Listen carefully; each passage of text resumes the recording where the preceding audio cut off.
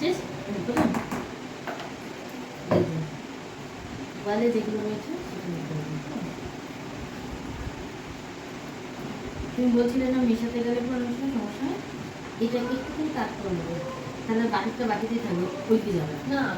বিটারটাও তাই, একটু কাট করে নেবে। আমি দেখাচ্ছি না, আমার একটা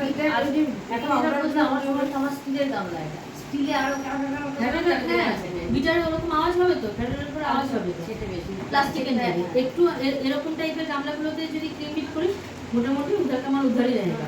আমার তো এটা তোমার উধার চলে যাবে।